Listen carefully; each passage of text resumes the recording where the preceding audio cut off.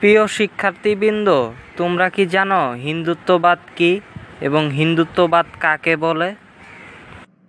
জি না স্যার, আমরা তো এই বিষয়ে কিছু জানি না। আসলে স্যার, হিন্দুত্ববাদ কি এটা অনেক দিন ধরেই মিডিয়াতে বিভিন্নভাবে শুনি।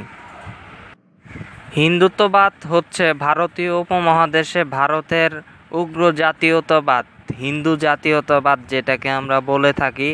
এটা একটি সন্ত্রাসী চিন্তা চেতনা, যেটা সন্ত্রাসবাদকে উস্কে দেয়, বিশেষ করে ধর্মীয় সন্ত্রাস ছড়ায়, এবং এর মূল টার্গেট হচ্ছে মুসলমান এবং খ্রিস্টান সহ ভারতের সংখ্যালঘুরা।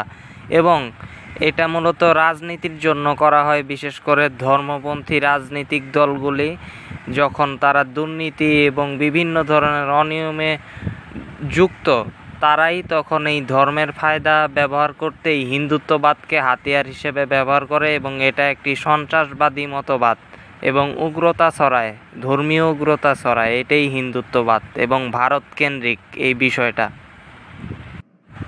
স্যার, হিন্দুত্ববাদ কি হিন্দু ধর্মকেন্দ্রিক? জি, হিন্দুত্ববাদ হিন্দু ধর্মকেন্দ্রিক, কারণ হিন্দু ধর্মের অপব্যাখ্যাগুলি এরা ব্যাখ্যা করে, যেটার মাধ্যমে উগ্রতা ছড়ায়, এবং এরা অপব্যাখ্যা করে হিন্দু ধর্মের, এবং এই অপব্যাখ্যার মাধ্যমেই তারা হিন্দুদেরকে বিভিন্নভাবে প্রলুব্ধ করে কিংবা তাদের সিম্পিতি আদায় করে তারা অন্য জনগোষ্ঠীর বিরুদ্ধে ঘৃণা ছড়ায়, বিশেষ করে অন্য সম্প্রদায়ের বিরুদ্ধে, এবং ধর্মীয় সন্ত্রাসের পরিবেশ তৈরি করে ধর্মের নামে অপকর্ম করে বেড়ায়, অপরাধ করে বেড়ায়, এবং হিন্দুত্ববাদ এখানে ঢাল হিসেবে তারা ব্যবহার করে। স্যার, আমাদের দেশ কি হিন্দুত্ববাদের এই ঝুঁকিতে আছে?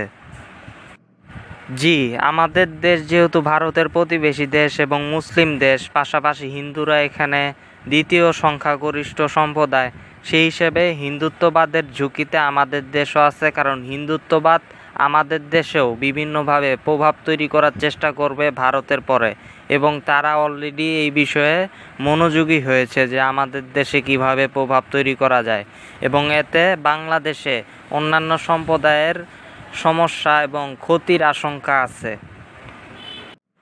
প্রিয় দর্শক, এভাবেই আপনার ছাত্রছাত্রী কিংবা শিক্ষার্থীদেরকে স্কুল কিংবা মাদ্রাসায় কিংবা কলেজে কিংবা ভার্সিটিতে আপনারা সচেতনতা তৈরি করেন হিন্দুত্ববাদের বিরুদ্ধে।